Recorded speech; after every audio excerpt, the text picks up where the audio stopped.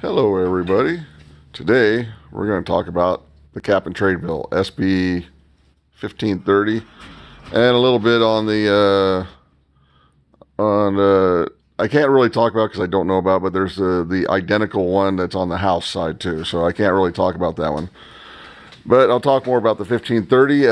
I will throw down some facts first about what's going on, and then it'll be purely opinion after that when I start talking about the SB 1530. Based on what I've read, the people that I've talked to that works there at the Capitol, and some other people that's read through it also. First off, we'll go with the walkout. They actually do have a legal right to walk out and stuff like that. That's part of their job. They're still, as far as I can tell, talking to them and watching their posts, they're still working. They're still talking to their constituents and doing whatever they can to, keep business going as best they can. There's nothing in there that says they can't do the walkout to deny quorum, which they've done. And I'm totally for it. They are still working, so everybody's sitting there complaining and going, well, if I did this, I'd get fired. This is kind of their job. They're protecting the people that live in their districts. So I have no problem with it. They're doing exactly what we voted them to do to protect our interests. So I get tired of hearing that bullshit, lame excuse every single time. To me, that's just people that are ignorant, that have no idea how the state runs or how anything runs in our government here, that has no clue. So, past that. Now, people are saying, well, it's the Republicans' fault, for walking out that none of these bills are getting passed. Well, not really. The Democrats that are in charge, it's the ones that are in charge that gets to set how bills are laid out and how it goes during session. So with them in this short session, basically holding off on all the bills that everybody was agreeing on both sides agreeing on, and putting those off until after they got a vote on the cap and trade. This is all on the Democrats. Every single thing is on the Democrats on this one. They're going to try to blame the Republicans and everything like that. It's going, well, this is a short session. A bill this complex should not have ever been in a short session. Not at all. So, there's that. But this is all on the Democrats, and they're blaming it on the Republicans. Hey, that's just the way it's going to be, okay? As far as them handing out subpoenas, it's a civil matter. It is in our, I'm not sure if it's in the Constitution or how it goes, but it's a civil matter, but they have sent out subpoenas or trying to subpoena them to get back to work. There's not a whole lot of legal backing behind it, except that it's a civil matter, and that's all. Now let's go to Kate Brown, and this is the big one that's kind of pissing me off. It was passed into the Oregon Constitution in 2012, I think it is, that allows her to, if necessary, suspend the Oregon Constitution so she can pass emergency clauses that she wants done. The spirit of that was supposed to be for like Umatilla County, where if they went through, followed the Constitution, they might not get get the needs, the money and the supplies they need to help fix everything out there in Umatilla County. And that's what it's supposed to be for. It's not to get your pet project passed. That's not the spirit of what her abilities to do are. But it's there, and she's legally able to do what has been coming up that she might do. What can you do? It's not the spirit of it. That's the facts on that part of it right now. Now I'll go with the facts about rural Oregon, not rural Oregon. Rural Oregon, well, pretty much all of us are out here, not necessarily in the middle of nowhere, but we're far away from many things and stuff like that. Rural Oregon is the reason that you pretty much have food on your table. Rural Oregon is the food, timber, any kind of metals or anything like that you want. And I can understand not having oil, but that's what it is right now. So oil and coal are coming from rural areas. And yes, some of these companies are big business people, large corporations that are doing this to look at, but many are not. Pretty much all the timber companies out here are pretty much just small businesses and stuff, and the lumber yards are fairly small also compared to some of the other ones I've seen. And just being rural, guess what? We have to drive a lot. That's just the way it is. A commute is a distance for all of us here, no matter what. But to get the things that you want, you want that burger, you want that head of lettuce, the broccoli, whatever, you want that new table from IKEA. Well, the lumber comes from out here in the middle of nowhere. So there's that. So now that part's out of the way, that's all the facts that I know of right now as far as facts go. Now we're going to 1530 of what I've read, what I've learned from some of the senators and some of the House reps and stuff like that about what this is. And after I tell you about it, pretty much everything I'm going to say from this point on is opinion based on what I've read and what I've seen and who I've talked to about it. It's, not really a whole lot of speculation because I've actually done my homework to read about it. 1530, I started reading it and realized right off the bat, wow, lots of legalese like you would not believe in this thing.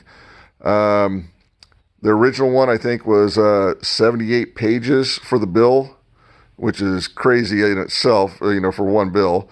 And then they have 177 pages of amendments to this bill. That's crazy. And if you need 177 pages to correct a 78-page bill, there's something fundamentally wrong with that bill to start off with.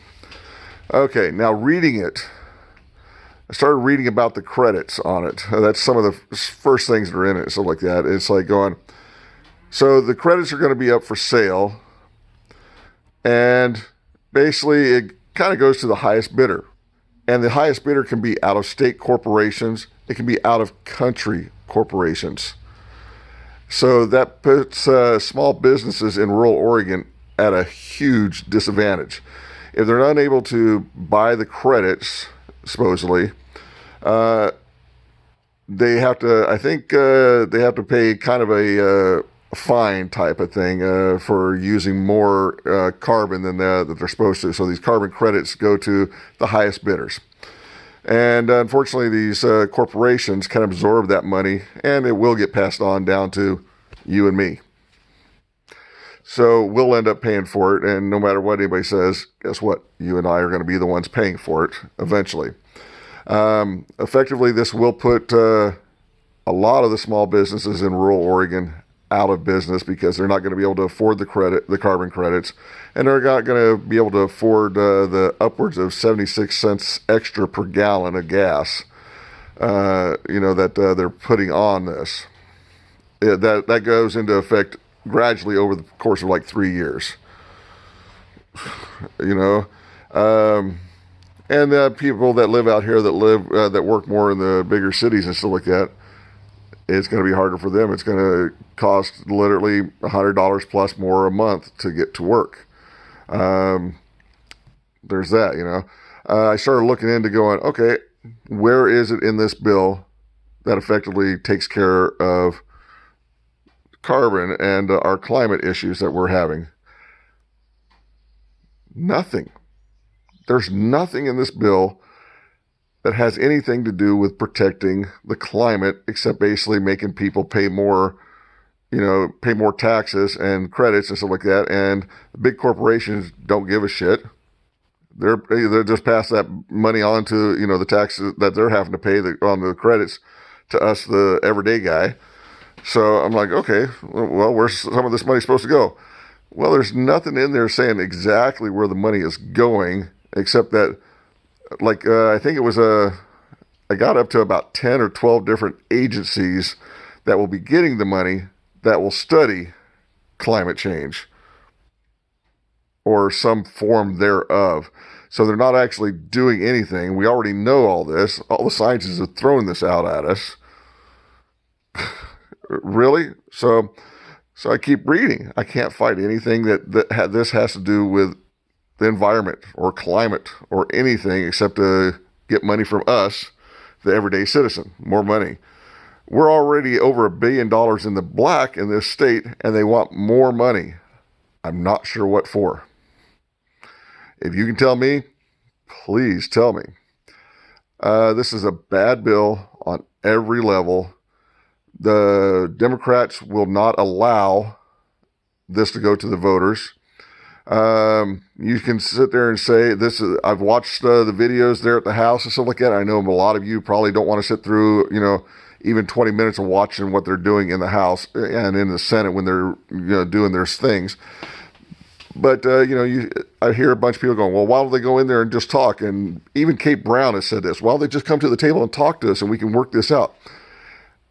They shut them down on everything. When they started asking questions, sorry, we don't concede to this. We're not going to allow you to say anything. Oh, okay, thank you. Next person come up, next Republican comes up, same thing. They won't allow them to ask questions or anything.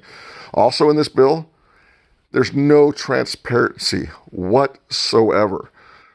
Who's buying the credit? Not allowed to see it. Where's the money actually going? Not allowed to see it. What's the economic impact? How much is it going to cost the everyday citizen of this? Not allowed to see it. Only two people can see it so far right now is Courtney, which is the Senate president, and Kate Brown. Those are the only two people that get to see how all this reacts.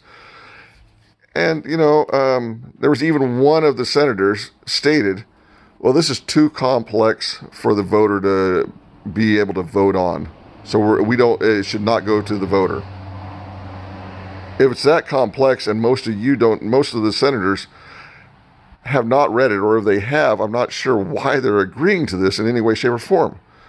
It hurts rural Oregon more than it'll hurt the urban areas of Portland and Eugene and Salem and stuff like that. But the bills will, the cost will be passed on to you also in economically suppressed areas, stuff like that. I know homelessness is crazy. The hungry are crazy up there. Guess what? It's going to be even harder for you. There's going to be more people that are going to be homeless because they can't afford to live up there and stuff like that because of the cost of everything. The cost of gas, the cost of rent, the cost of heating oil, the cost of everything. I mean, what can you do? So I rambled, told you a little bit about the bill. You don't have to believe me. Just read the bill. Talk to people up there. I've talked to the Republicans up there and talked to them multiple times about this. I've tried talking to some of the Democratic senators and stuff. They refuse to talk to me about it. And so that should tell you right there. I mean, very secretive on the Democratic side. Republicans are just wanting to know and let the people know what it is. I'm not saying vote for a Republican or not vote for a Democrat or vice versa. Just read the bill. Just read the bill if you can. If it gets too complicated, that should tell you another reason why it shouldn't be there. Okay, that's my rant, and we're at about 14 minutes. Peace out.